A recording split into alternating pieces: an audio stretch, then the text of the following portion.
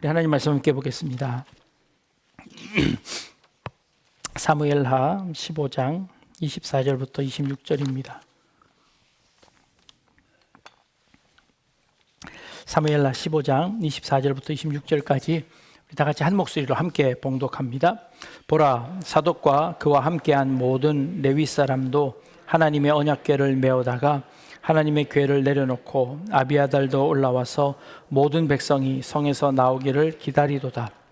왕이 사독에게 이르되, 보라, 하나님의 궤를 성읍으로 도로 메어 가라.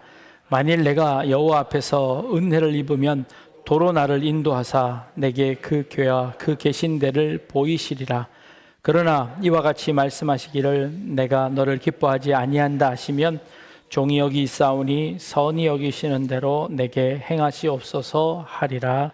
아멘. 네. 우리나라 속담에 콩으로 매주를 쓴다라는 말이, 콩으로 매주를 쓴다 해도 안 믿는다라는 속담이 있습니다. 너무 당연한 이치인데도 불구하고 이제 그 말을 믿어주지 않을 때 쓰는 그런 속담이지요. 근데 콩은, 매주는 원래 콩으로 쓰는 거죠. 네. 근데 이제 그걸 안 믿어준다는 겁니다. 근데 반대로 이런 말도 있습니다. 팥으로 매주를 쓴다 해도 믿어준다는 겁니다. 이건 너무 순진해서 말도 안 되는 말을 이렇게 믿는 순진한 사람에 사용하기도 하지만 또 오히려 전적으로 신뢰하는 사람에게 쓰기도 합니다. 나는 당신이 팥으로 매주를 쓴다고 해도 나는 당신을 믿는다라고 그렇게 반대로 쓰기도 합니다. 여러분들은 저를 얼마나 믿으시나요? 제가 팥으로 매주를 쓴다고 하면 여러분 믿어주실 겁니까? 네, 이럴 줄 알았습니다. 그래서 준비했습니다. 1918년에 우리나라 농업진흥청에서 진짜 팥으로 매주를 써버렸습니다. 한번 사진을 보여주십시오. 네, 팥장이라고 팥으로 매주를 썼습니다. 그 다음 장입니다. 자, 네. 자, 이제 믿으실랍니까? 이제 이렇게 얘기하면 어떤 분들이 이거 분명히 AI로 조작한 그림일 거다 하고 이제 이게 믿지 않으시는 분들이 계실 겁니다. 진짜라니까요. 진짜 팥으로 매주를 쓴다니까요. 영 아직도 안 믿어 주시는 것 같습니다. 질문을 바꿔보겠습니다. 여러분, 하나님을 얼마나 믿으십니까? 만약 하나님이 팥으로 매주를 쓴다면 믿으시겠습니까? 안 믿는 눈치입니다. 그래도 하나님 말씀인데 우리가 어떻게 안 믿습니까? 하나님이 돌덩이로 떡도 만드시는 분인데 고작 팥으로 매주 쓴다는 거, 그거 안 믿으실랍니까? 믿어야지요. 우리가 만약 하나님이 팥으로 매주를 쓴다고 했을 때 믿는다면 그 믿는다고 하는 그 믿음이 어떤 믿음일까요? 하나님이 팥을 콩으로 바꾸셔서 매주를 만드실 거야. 아니면 팥으로 엉성하게 만들어 놓은 매주를 하나님이 갑자기 콩매주로 바꿔주실 거야. 이렇게 믿으실까요?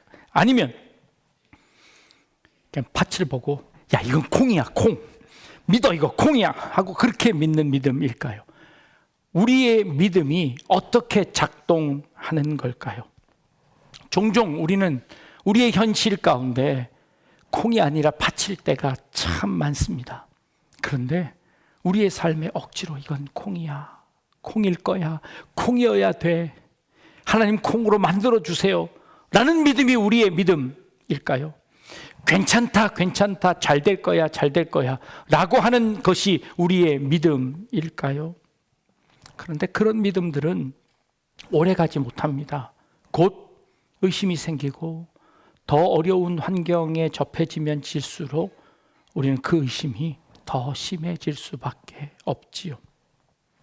예수님에게 세례를 베풀었던 세례 요한도 예수님께서 자기에게 오는 걸 보고 뭐라고 이야기하면, 보라, 세상 죄를 지고 가는 하나님의 어린 양이로다. 이것은 분명히 하나님께서 보내신 메시아이십니다 라고 그 예수님에게 세례를 베풀었습니다. 그리고 세례를 베풀 때 하늘문이 열리고 성령이 비둘기같이 예수님 위에 임하는 것을 세례 요한이 확인했습니다.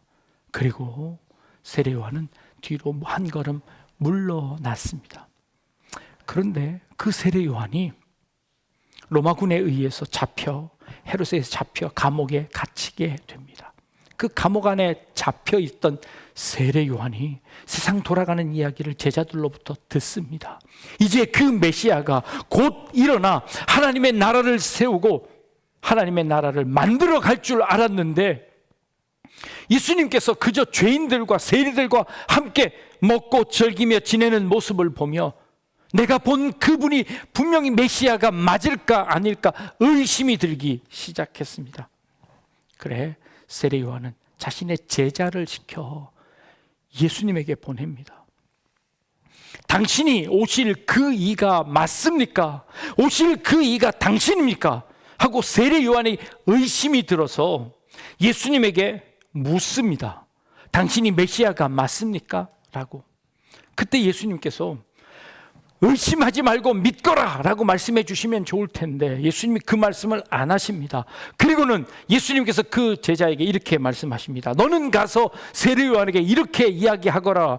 주의 성령이 내게 임하셨으니 이는 가난한 자에게 복음을 전하게 하시려고 내게 기름을 부으시고 나를 보내사 포로된 자에게 자유를, 눈먼 자에게 다시 보게 함을 전파하며 눌린 자를 자유롭게 한다라고 말하라라고 예수님이 말씀하십니다. 이 말씀은 이사야 61장에 있는 메시아가 오면 일어날 일들을 예언한 이사야 선지자의 말씀을 인용해서 세례 요한에게 대답하고 있습니다.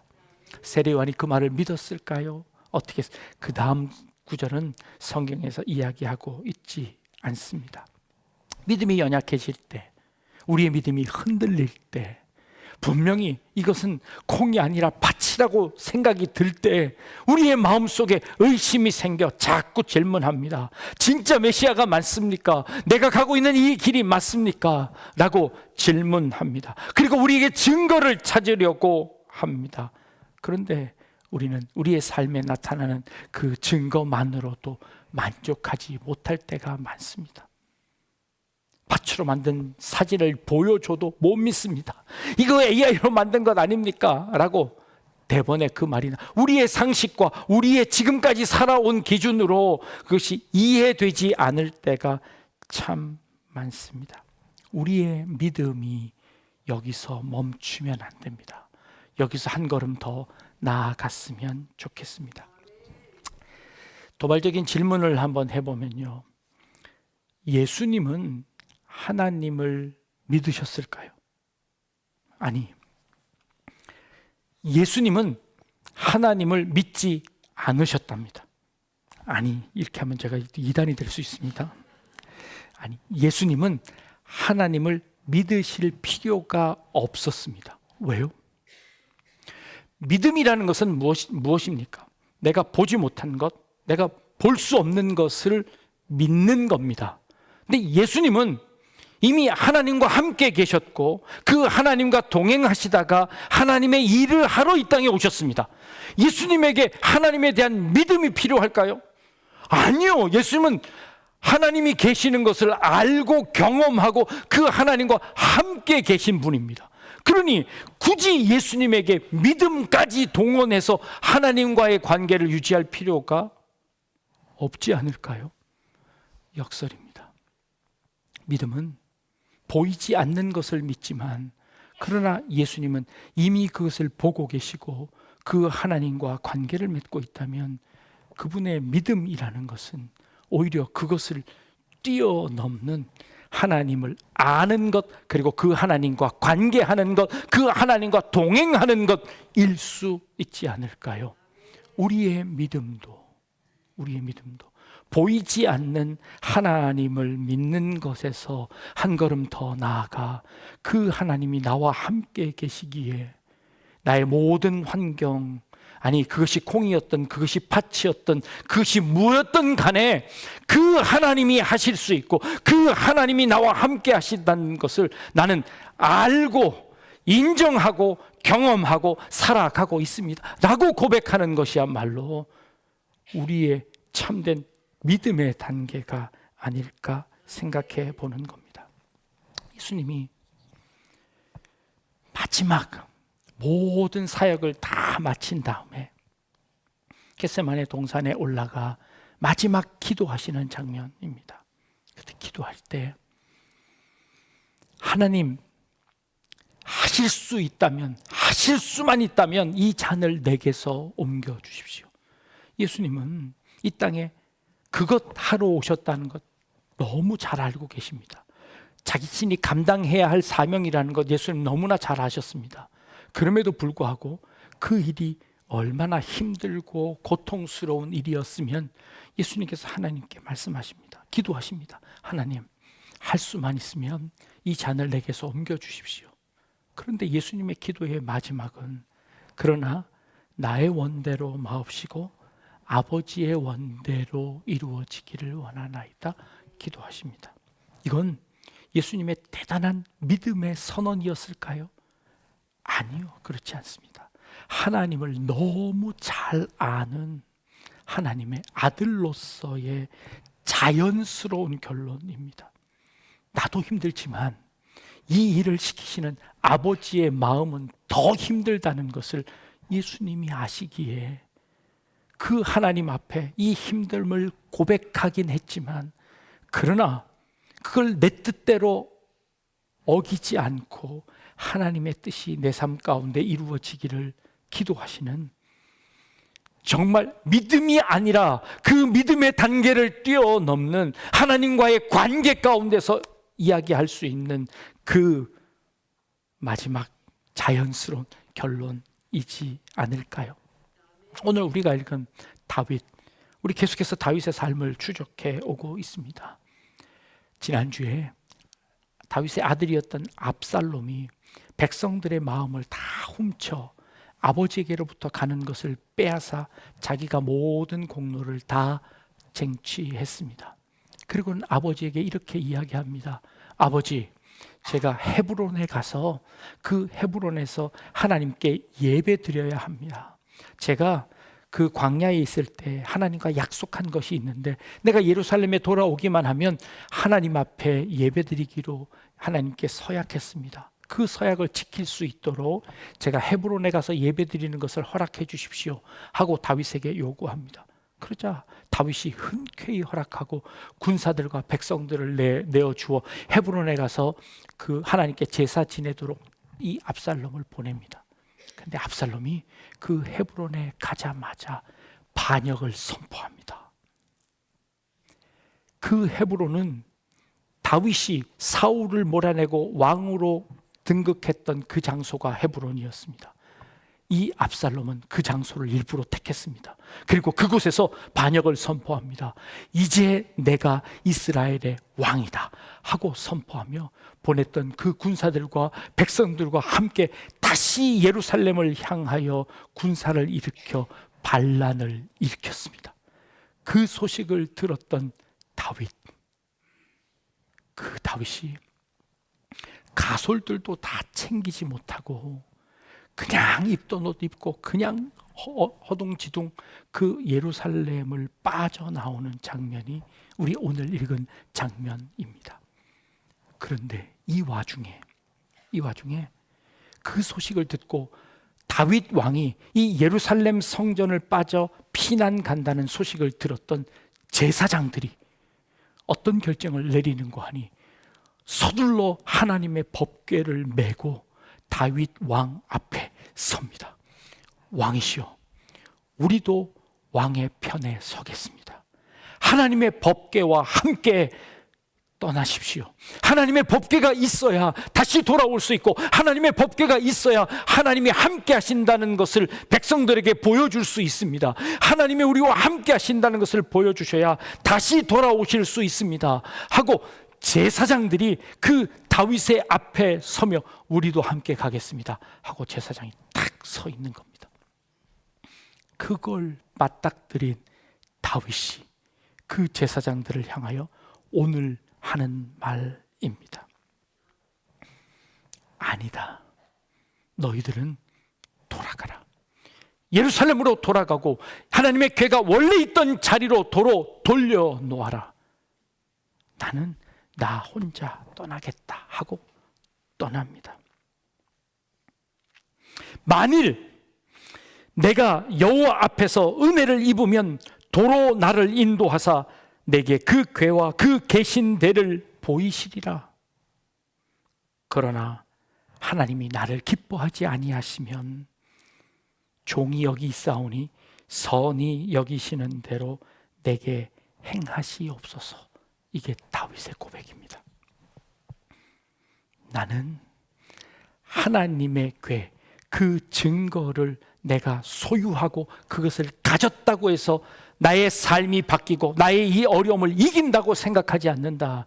하나님께서 진짜 나를 선히 여기신다면 내가 그것을 가져가지 않더라도, 그것이 하나님의 성에 있더라도 하나님이 나를 이곳에 인도해 주실 것이고, 만약 그렇게 하지 아니하실지라도 하나님의 뜻이 그렇다면 나는 그 하나님의 뜻에 순종할 것이다 라고 다윗이 그것을 내려놓고 홀로 도망가는 장면이 바로 이 장면입니다. 다윗의 체념일까요? 다윗의 포기일까요? 아니, 저는 그렇지 않다고 봅니다. 이것은 진짜 다윗이 그 하나님의 마음을 알아, 그 하나님 마음 앞에 그 모든 것을 다 내려놓고 하나님께 자신의 모든 것을 맡기는 믿음의 결단의 장면이 아닐까 생각합니다. 만약 이 일이 압살롬이 아니라 다윗의 적이었다면 다윗은 어쩌면 그 하나님의 궤를 메고 갔을지도 모릅니다. 그런데 지금 나를 죽이려고 하는 자가 아들입니다. 나를 몰아내려고 하는 자가 아들입니다. 그 아들을 내가 죽일 수도 없고, 그렇다고 내가 죽을 수도 없고, 어쩔 수 없는 이 상황 속에서 다윗이 선택할 수 있는 길은 아무것도 없었습니다. 그 아들과 맞서 싸워 그 아들을 죽인다고, 그 아들을 몰아낸다고 그의 마음이 편해졌을까요?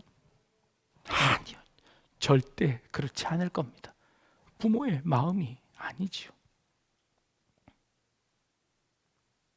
다윗은 그때 자신의 삶의 모든 것을, 주도권을 내려놓고 하나님 앞에 포기하는 이 다윗의 모습을 봅니다.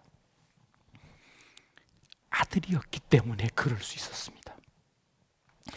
다윗의 인생에서 최고의 순간은 언제였을까요? 골리앗을 이기는 순간이었을까요? 아니, 사울을 몰아내고 왕이 되는 순간이었을까요? 아니었을 겁니다.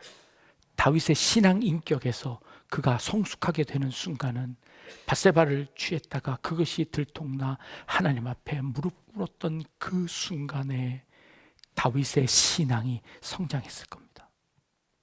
오히려 그의 신앙의 정점이었을 겁니다. 그러나 그것보다 더 큰 정점은 바로 이 순간이 아니었을까요? 그의 신앙의 정점의 순간은 이 순간이 아니었을까요? 이러지도 못하고 저러지도 못하는 그 순간 안에 그 아들을 위해 내가 하나님의 궤를 놓고 가겠다. 아니, 그건 내가 하나님의 궤를, 만약 내가 하나님께서 나를 치신다면, 하나님의 마음이 선하지 않다고 생각하셔서 나를 몰아낸다면, 그래도 그 아들을 통하여 하나님의 나라가 이루어져야 되겠다고 생각해 그 아들을 위해서 제사장과 그리고 하나님의 궤를 그곳에 남겨두고 나는 홀로 도망가야 되겠다. 홀로 이 길을 피한다. 그 아들에게 아버지를 죽이는 죄조차도 넘기지 않기 위해 몰래 도망가야 하는 이 다윗의 마음입니다. 하나님, 이제 내 왕좌도, 내 인생도, 내 아들도 나는 더 이상 아무것도 할 수 없습니다. 하나님의 선하신 뜻대로 이루어지기를 원합니다.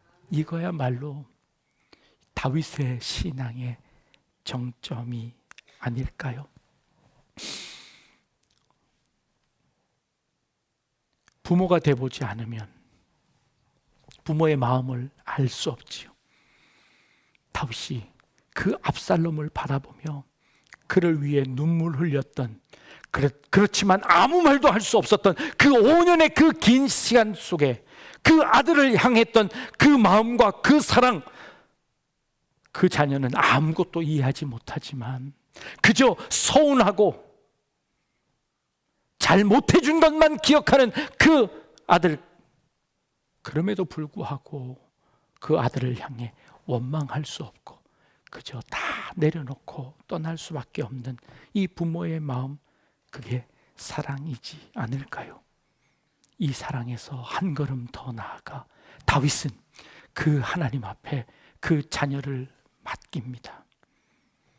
내가 더 이상 자녀를 위해 해줄 것 없고 머리가 크면서 말을 듣지 않기 시작하고, 아니 심지어 부모의 마음을 아프게 할 뿐만 아니라 대적하기도 하는 그 자녀를 향하여서도 다윗은 아무것도 할 수 없었던 그 다윗이지만, 하나님, 이제 하나님의 뜻 가운데 내가 이 모든 것들을 다 내려놓습니다 하고 이 다윗이 내려놓는 이 장면이야말로 하나님께서 다윗을 다듬어 가시며 최고의 신앙, 아니 믿음의 그 단계를 넘어 하나님의 마음을 이해하는, 내가 너를 이렇게 사랑했다, 내가 너를 이렇게 받아주었다 하는 그 하나님의 마음을 이해하는 단계까지로 이끄시는 하나님의 섭리를 다윗이 발견하는 겁니다.